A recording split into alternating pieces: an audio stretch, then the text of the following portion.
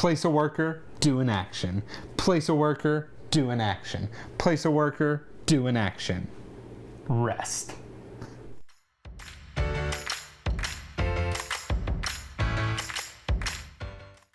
I'm Devin. And I'm Paul. We are the Dads and Dice, and today we are talking about worker placement games. Classic game mechanic. Yep. You place a worker, you do an action. We're going to get into our top 5, starting with Paul. What do you got? All right, so for my number 5, I have one that we actually got in the haul a long time ago, and this one is Yokohama Duel. I really like this worker placement game. It has a slightly different take on worker placement in that you're using these cards as your workers, right? The game does give you the meeples, but you're really using those cards, and that is the strength of your worker. So what's really cool about this one is, you know, the first worker that you put out there is just gonna be like a level 1 strength. So you're gonna put it on a space that you don't really need as many resources for, right? Like, you don't want that to be your main action of the turn, of the round. As you keep on playing back and forth, those workers start getting stronger and stronger, and you start gathering more resources. Throughout the game, you can get some technologies, just like any good game. You're going to upgrade those actions. You're going to be trying to fulfill some contracts with those resources that you're gathering. And then during the rest phase, you can actually upgrade some of those workers that you have. So that worker that may have been a 1 strength, now you can turn it into a 2 strength. So on the start of the next round, your base or your bottom level 1 is now just a bit stronger. So it's just this really cool dynamic of, you know, obviously blocking, because it's that worker placement. So where do you want to put your worker? Do you want to go there now because Devin might go there on a separate turn or on a different turn? And you want to just make sure that you have it. So all in all, I just think that the overall differences that it has to the other worker placement games, it's a really solid one, and definitely my top 5. Yeah, phenomenal one. Honestly, one I kind of slipped my mind, but you're absolutely right. That mechanic, and Paul kind of was mentioning it there, but you actually have to place your lowest strength worker first. So even as you're upgrading others or upgrading them throughout, you still always have to place your lowest first. So it is very much this cat and mouse game of, I need those tea leaves. I need to do this action, but I would rather do it with my 3 strength worker a couple turns from now. But that gives Paul the opportunity of 2 turns, you know, of doing that action before I get the chance. So maybe I just go ahead and do it now at a worse strength, and I kind of pivot and, you know, use my stronger to do something else. And I do think that's phenomenal. Honestly, to me, what makes the game is all the different technologies. Even though you see them all, every single game, the order in which you see them is always different. So something that can completely make your game on one game, you may not see until the last round, and you're not reaping its benefit, and you don't even buy. And there's different ways of scoring points. You can really focus on, it's not the cathedral, it's the church. The church. You can flipping focus, crates, that kind of you stuff. can get the imports. You can fulfill contracts. So every game you're going to kind of do different paths. And it's not a lot of game, but there's a whole lot of different things you can do with it. So I think that's a great one. There's been multiple times where you've said, or I've said, like, why would you get stone with a level 1, right? But because I knew that you needed it. So it's got that just really great player interaction, and awesome game. Yeah, so over to my number 5, it is going to be Predaporter, another one from, I think that very first That was the very haul, first one, you know. This was really, I guess, a sleeper game. Saw it. It is a game about fashion. So we both laughed about it when we saw it because, well, look at us. Neither of us are all that fashionable. But yeah, we played it, and to me, it was just phenomenal.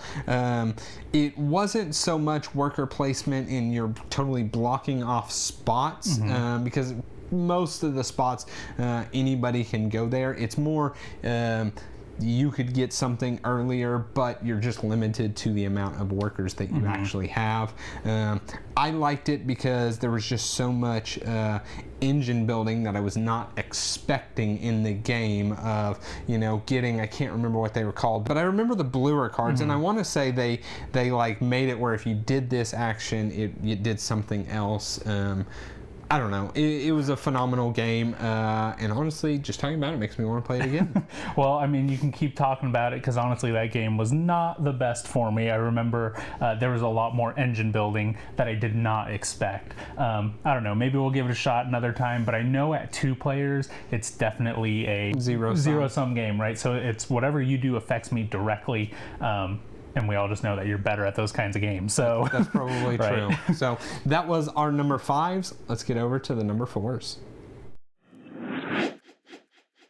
All right, so for my number 4, we have Raiders of, and we're just going to go ahead and clump all of them in here. We've got Raiders of the North Sea, Raiders of Scythia.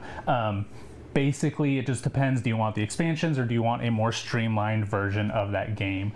So in the Raiders games, you are going to be placing a worker, performing that action, gathering some resources, getting some Vikings or Raiders, whatever they may be.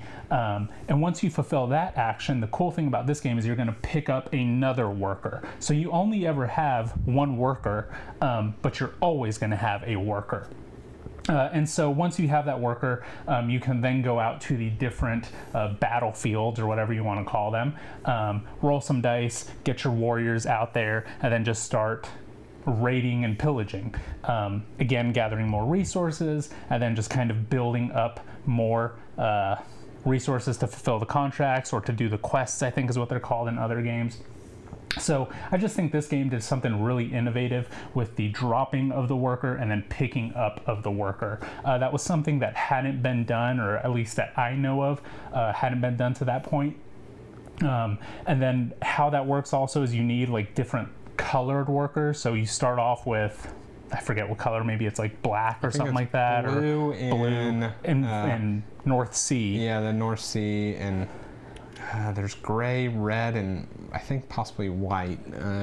So there's different levels, right? So like the further that you go down to raid, the more powerful of a raider that you need, and you only get those by defeating other villages or whatever it may be, or picking up one that somebody left off at the top part. So it's just got this really cool timing mechanic also of, please don't pick that one up because that's the one that I need, and I need to place this one first in order to pick this one up. So there's just a lot going on in that one, and I think it does it really good. Yeah, and I think one of the coolest things about what you were talking about in, we'll call it the strength, the different colors, while the stronger color lets you raid further, those ones are actually worse in town, right? Because I guess the theory is you just have basic workers in the beginning and they're real good at doing the stuff in town. The laborers are good at laboring. But as you get the good warriors, they are worse in town. And so yeah, it is an interesting, I still need to do stuff in town, but I have this red worker. Where can I put it down that hopefully somebody else doesn't pick it up, even though most likely they will? And then it's thinking about, well, okay, I want to play it at the chief's tent because I want to do the good action. But then that puts the worker that needs to go to the chief's tent there at the chief's tent, for somebody to pick up and them also to fulfill a quest or whatnot. So yeah, I think that is really what makes that game shine more than anything. I think it's a great choice. Completely love both of those games. Really, to me, I still view them as different games because I think you can approach them both very differently, and honestly enough to warrant both in a collection for me. Yeah, I agree. So my number 4 game is going to be Circadian's First Light. Nice. This to me was one of the first dice worker placement games that I played, and since then I played way more, and I realized it was by far not the first, but it was one of the first that I played, and honestly played the thing today, still an excellent game. Nice. This one, I just love the fact that you plan all of your actions for a round all at once, right? That is the part of a game that, one, I love to do, and two, I love to really think about. And so everybody just gets to sit there for 10 minutes, 5 minutes, whatever, plan all of their turn out.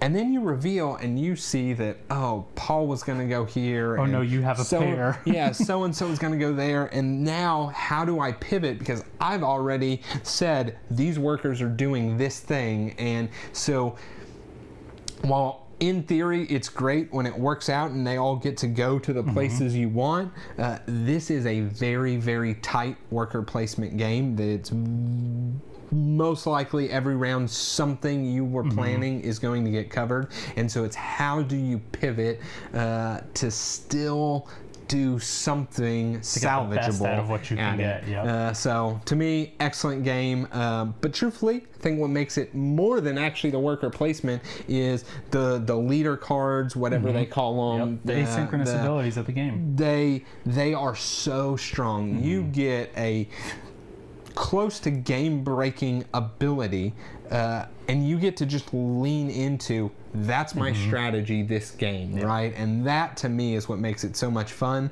The expansion added like 12 more of them. More. And a whole nother board. Yeah, I think there's now a total of roughly 20 or so that I'm so excited to keep diving in, because like I wasn't even tired of the original ones, and now I got more variability in there, and yeah, it's a great game. On top of that, you can even do the Dryad Alliance, which is having 2 of the leaders in there, right? So like originally, now you can start combining them, and then you're adding 12 more and start even combining them even more. That's awesome. What I really, really enjoy about that game is, like you said, that beginning planning period. A lot of times when I play games, I can feel that wait time. Like I do feel it, and I know a lot of people feel that as well.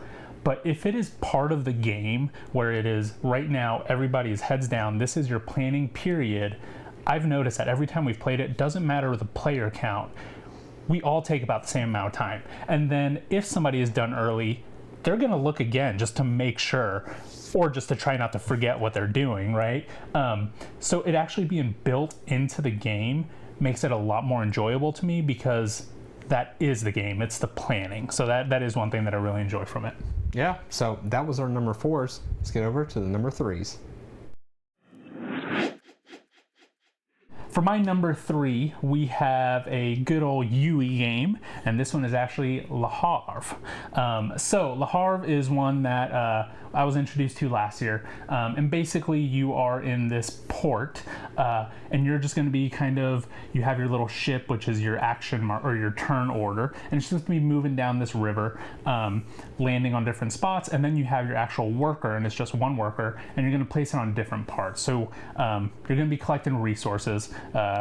In UE games, you've got your cows, you've got your corn, agriculture, you've got also some other resources like steel and all that kind of stuff. So you'll be collecting those, and then eventually at the end of the game, you're going to be shipping them off, and whoever has the most money at the end of the game is going to be the winner. So what's great about this one, what makes me really enjoy it, is that you are gathering so many resources at some points, right? Like there could be 12 fish on the fishing spot that nobody has gotten, and you don't really need fish, but there's so much of it there, and you can make use of it, you can make do with it. It's gonna get used, and you're just kind of like, do I want to keep getting the one cow, or do I get those 12 fish and not have the best turn, but be able to do multiple stuff, right? So it's got that little bit decision space of just like, it's so tempting, I need to get it. And so then you get it and you make do. There's also some buildings that you can have on there. So let's say whoever you're playing against, they buy a building, you can put one of your workers on their buildings, you have to pay them a cost, or you can put it on your buildings if you have a building, and then you're just doing resource conversion, right? So if you have fish, you can cook the fish. If you have corn or wheat, you can make that into bread. And then, like I said, at the end, you're just going to be buying ships, filling those ships up with these resources, sending them off, getting money. At the end of the game, whoever has the most money is a winner.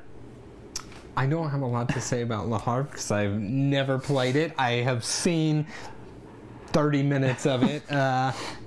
I know that Joe and Paul have a complete blast when they play it. They're smiling the whole time.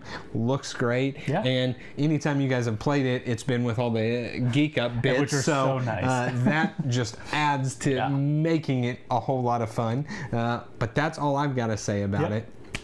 My number 3 worker placement game is Lorenzo Il Magnifico.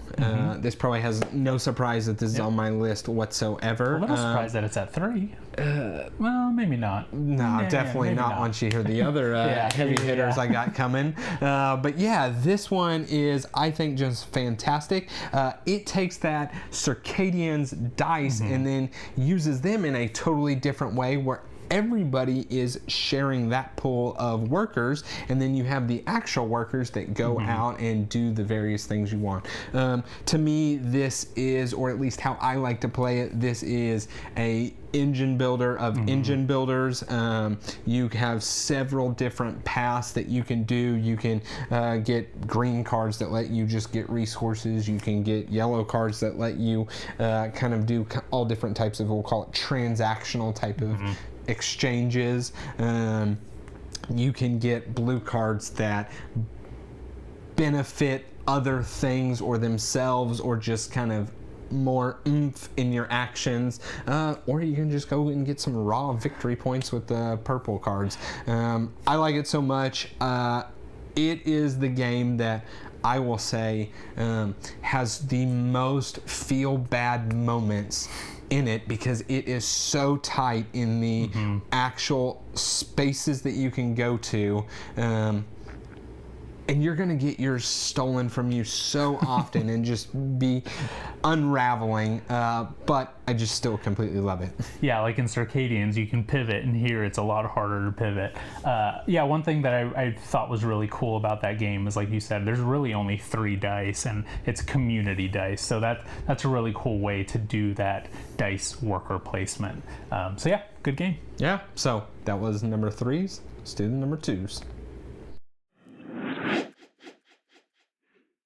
All right, my number 2, no surprise here. This is another Garfield game, and this is Architects of the West Kingdom. This was not the first worker placement game that I played, but it was definitely one of the first ones that I played.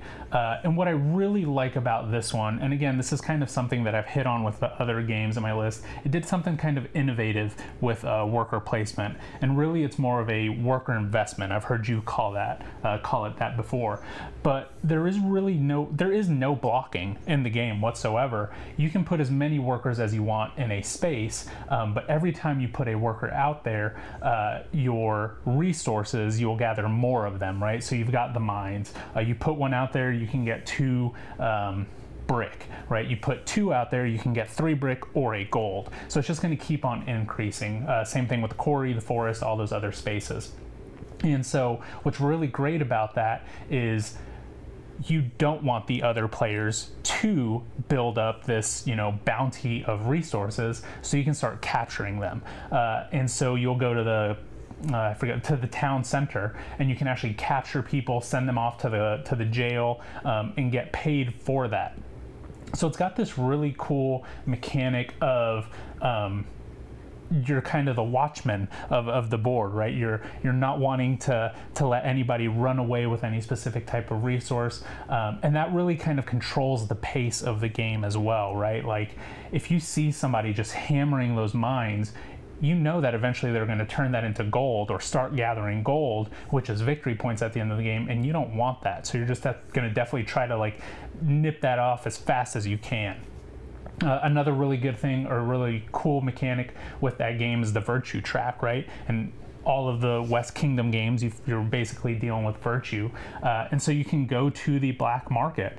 So instead of investing your workers into those spots, you can just go to the black market, put 1 worker there, you get 2 golds and 2 marble, right? But your victory points for the virtue go down a little bit. So then you start collecting debts, you're trying to flip that. So there's just a lot of different ways to kind of approach this game, right? You can rush the cathedral and just build that up all the way up there. You can build tons of buildings. You can be that enforcer and just collect people and gather them up, throw them into the guardhouse there. So there's just a lot of different ways to play it, and it's just a really innovative game for what it is. Yeah, absolutely. We've talked about this That's game. just the base game. Yeah, we've talked about this game a decent amount before, and I almost always have the same things to say about it. When I played Architect, it was a fine game, right? It was never my favorite, but I always liked it. And then the expansions came, the Artisans, the Wonders, and that elevated it to me from a good game to a great game. They integrated expansions without it being just bloat, but actually deepening the game itself, putting a whole lot of strategy into the game, and I think it makes it wonderful. This is a game that I will play almost any time because of that. And yeah, just like Paul said, there's so much to investing workers, and then again, I talked about it earlier, but it also becomes like a cat and mouse game of, do I spend one of my precious actions to round up their workers, or do I let it go and just let them get the benefit? Yeah. And so you really do have to weigh that out, because it isn't always exactly what you want to do is go and grab their workers, but it is sometimes a needed thing when, hey, they put so many there, I cannot let them just keep getting all that wood that they will then convert into virtue or whatever they decide to do with it. So going over to my number 2, I'm going to continue on with my theme of worker placement engine builders, and we are going to talk about Paladins of the West Kingdom. Same universe. This one, I can't say enough good things about this game. I think it is completely phenomenal. It takes that worker placement and now puts it all on your own board, where you're blocking your own worker placement spots, right? And they've got mechanics where you can clear it, and so sometimes you can focus on hammering a certain spot, or maybe you need to diversify and do a little bit of everything. The engine building aspect comes in with, just like he talked about in the apprentices, they're called townsfolk in this game. Exact same thing. They are what are going to really help you lean into certain strategies. You can basically make things cheaper to do or cost less workers to do, and so you can really focus in certain aspects of things you're going to do. Another one that I personally think the expansion just completely amplified it, and it was integrated so well and complements it so well. They have an expansion that just ties right into the mechanics without causing a lot of bloat for it, and there is not necessarily like 6 different paths to victory, although it looks like that on paper, but there's 6 different things that you do, but it's really the way that they kind of push and pull each other because of the track system in the thing. You can't just focus on one, or you really have to figure out, how do I make this work so I can get this one to maximize its points. I don't know. It's a great game. Go check it out. Yeah, this is one that I've been sort of on a personal journey with, especially this year. I remember you backed this game on Kickstarter, and the first handful of times I played it, I could not grasp the strategy of this game. And so earlier this year, I asked you to borrow it. I had it set up here at my table for like couple weeks straight, and I was just playing it over and over and over, leaning into those townsfolk, leaning into those different strategies. I haven't even touched the expansion yet. I'm still on the base game, but it becomes really interesting because you have your provisions and your silver, right? And it's hard to get both, right? You're either going to get provisions or you're going to get silver, or not enough of both of them. And those top actions, those always deal with provisions. Those bottom ones always deal with silver. So you can't just do the top 3. You kind of have to mix and match. So you are going to have to figure out a way with, oh, maybe this townsfolk will give me this provision whenever this other action occurs. So it's great. It's this nice little puzzle, and just trying to be as efficient as possible. And again, leaning into that suspicion in this game, which is the minus virtue, right?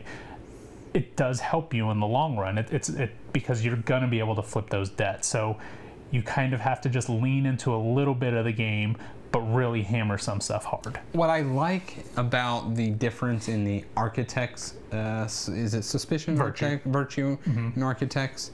The virtue in architects versus in the suspicion mechanic in paladins is, in architects, it's just a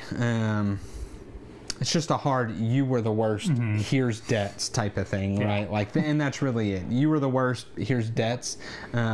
Whereas in paladins, it becomes, oh, you're building up suspicion, which could possibly give you a benefit, right? But if everybody's also doing a little bit of suspicion, which is kind of the way to play, we'll call it, only one person takes the hit, and then they lose most of their suspicion, and it ends up possibly daisy chaining to the next person anyway, but then you can continue to do it.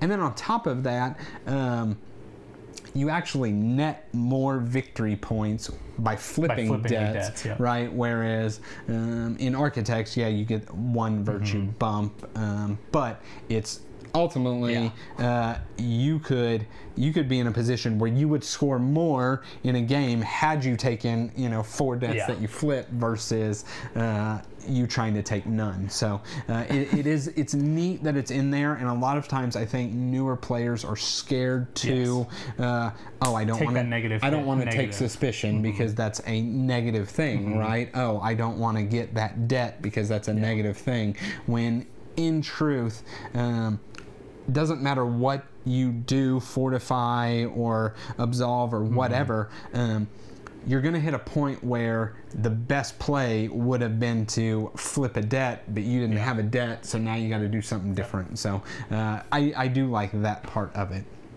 But that's enough of the crappy 5 through 2s. Let's get over to our number 1s.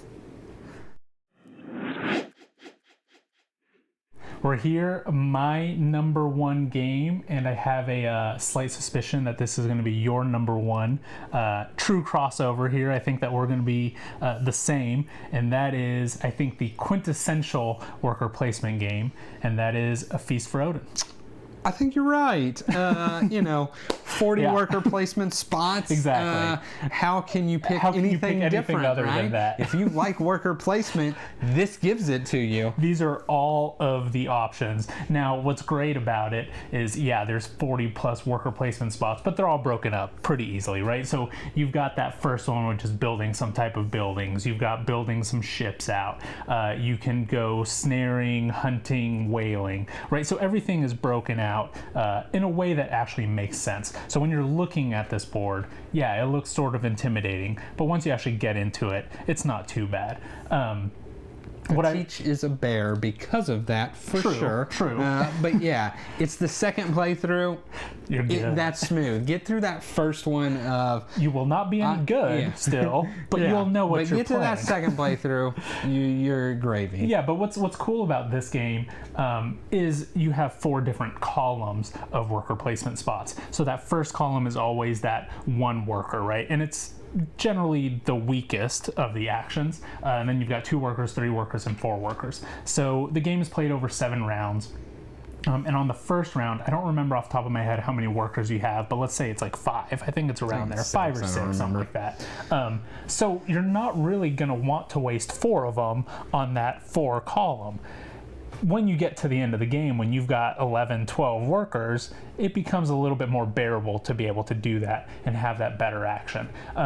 So I think that's a really cool thing that they had there in that game. Yeah, and talking about that, if you get the Norwegian expansion, it actually adds a 5th column that I personally think is the best part of the entire expansion itself. Expansion does plenty of good to the game, but that 5th column is where you can put either 1 or 2 workers, but it is your last action of the round, and so it's a very powerful action that only costs you 1 or 2 workers, and so it's really cool how they balance that. I love this game. I love it because of the kind of pure sandbox that it is.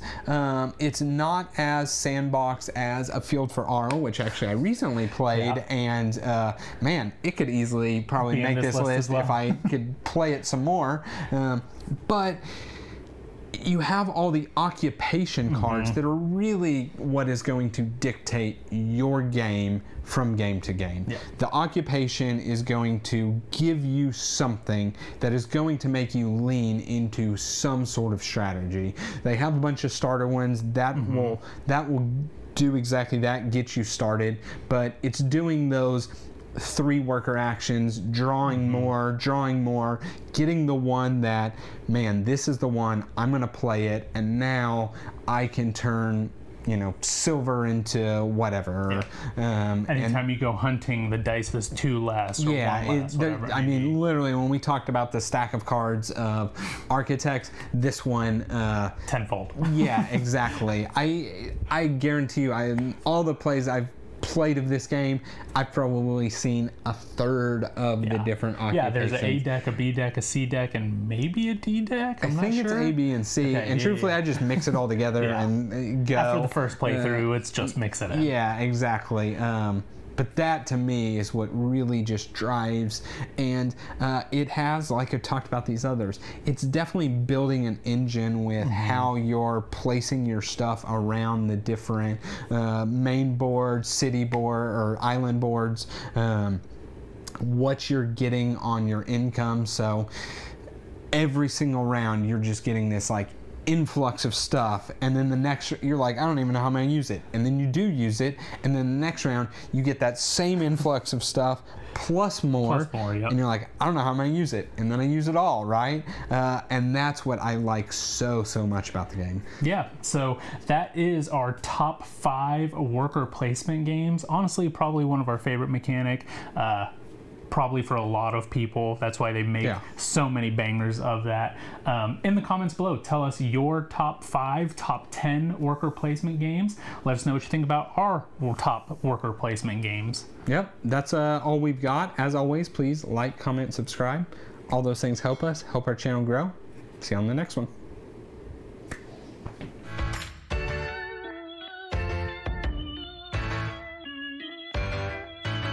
I don't know. I think Lords of Waterdeep, classic, right? Great game. It is completely excellent. Just not on your list? No. It's probably truthfully number 15th, because I'm telling you, I listed 6 that could have been number 5 because they were all blocked out. Okay. We'll go from there. All right. All right. Not the best. Not the best.